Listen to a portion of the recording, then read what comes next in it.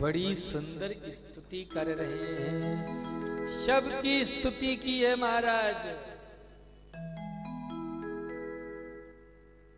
महाराज जितने भी हैं इस संसार में, जलचर थलचर नभचर नाना, जलचर थलचर नभचर नाना, जलचर थलचर नभचर नाना, जलचर थलचर नभचर नाना। जय जड़ चेतन जीव जाना, जय जड़ चेतन जीव जाना, जय जड़ चेतन जीव जाना, जय जड़ चेतन जीव जाना, जलचर थलचर नभचर नाना, जलचर थलचर नभचर नाना। बाबा तुलसी कहते हैं जितने भी जीव हैं, पानी के भीतर रहने वाले जो हैं और पानी के ऊपर रहने वाले जो हैं, उन सबको हम प्रणाम करते हैं। जे जड़ चेतन मतलब वृक्ष वगैरह उन्हें भी, और जो मतलब कुर्सी टेबल में जो चेतन है और जो जे जड़ है उसको भी प्रणाम। महाराज सबकी स्तुति बाबा कर रहे हैं, कोई छूट नहीं पा रहा है।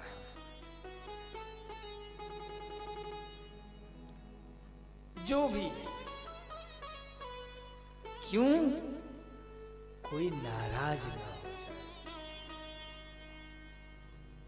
कोई रुष्ट ना हो जाए, सबकी स्तुति गई। लेकिन आप सब जानते हैं कि बाबा ने सबका ध्यान दिया, सबकी महिमा गाई, लेकिन जो भी मिला महाराज वो सब बाबा तुलसी को कष्ट दिए। काशी में तो महाराज लोहे के चने चबाने पड़ गए बाबा तुलसी को अपने रामचरितमानस सिद्ध करने के लिए। एक बात बोलूं मैं आपसे, बोलो कि ना बोलूं? बोलो ना। जब इंसान तरक्की करता है ना, आगे बढ़ता है साहब, तो बहुत से लोग उसकी तरक्की को, उसके विकास को देख नहीं पाते हैं। उन्हें लगता है ये कैसे, हाउ इज पॉसिबल। कोई आगे बढ़ता है महाराज तो आंखों से हम देख नहीं पाते, और कई बार तो साहब दुख भी हमें इसीलिए होता है कि हम अपने दुख से नहीं, पड़ोसी के सुख से दुखी हो रहे हैं। भैया अपने पास तो वही पुरानी मारुति है 800, और बगल वाले के पास अभी महाराज नई गाड़ी आ गई। तो दुख भी इसलिए हो रहा है कि सुखी क्यों है। तो इसीलिए साहब बाबा तुलसी सबकी स्तुति गा रहे हैं, सबको प्रसन्न कर रहे हैं। अंत में साहब उन्होंने राम नाम की स्तुति गाई। बंदौ नाम राम रघुबर की, हे तो कृशानु भानुहीन करे को। राम की वंदना कर रहे हैं। राम नाम में क्या शक्ति है? रा कहोगे मुंह खुल जाएगा, और मां कहोगे मुंह बंद हो जाएगा। तो विषय भोगों से ये दूर कराने वाला ये मंत्र है राम का नाम। राम जी का ये नाम शंकर जी के हृदय स्थली में महाराज तैरता रहता है। कहते हैं कि वेद में सबसे पहले महाराज 100 करोड़ सूत्र थे। महाराज वहां पे 3 पहुंचे, देवता, दानव और मानव। तीनों ने कहा हमें कुछ दीजिए ज्ञान। तो शंकर जी ने प्रसन्न होकर तीनों को बराबर बराबर बांट दिया। कितना? बोले 33 करोड़। अब कितना बचा? 1 करोड़। उसमें फिर बांटना शुरू किया उन मंत्रों को, 33 लाख। अब कितना बचा?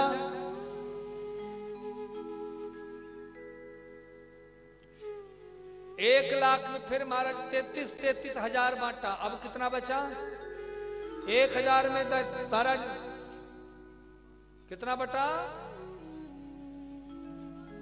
हाँ, और 1000 में जब महाराज 300 बांटना शुरू किया तो 100 बचा। 100 में महाराज 33 बांटा, तब 1 बचा। 1 मंत्र बचा, उसमें महाराज एक ही श्लोक था, जो उस एक श्लोक में 14 शब्द थे। लेकिन उन देवताओं को, दानवों को, मनुष्यों को इतने में भी संतुष्ट नहीं। बोले बाबा अभी भी तो आपके पास 1 है, उसे भी दे दो। शंकर जी बोले 1 तो रहने दो। बोले नहीं, इसे भी दे दो। तो अंत में महाराज वो जो शब्द थे उन्हें भी 4 करके बांटा, तो 12 निकले, 2 बच गए। शंकर जी बोले अब ये 2 का कैसे? बोले इसे भी बंटवारा करो। बोले ये कैसे बटेगा? बट ही नहीं सकता। फिर तुम भागो, अब ये 2 मेरे पास रहेंगे। और वो 2 अक्षर क्या थे? एक था रा और दूसरा था मां। तो हे तो कृष्णानु पानु हिम करे को। तो ये महाराज राम शंकर के सरोवर रूप हृदय में हंस के समान तैरता रहता है।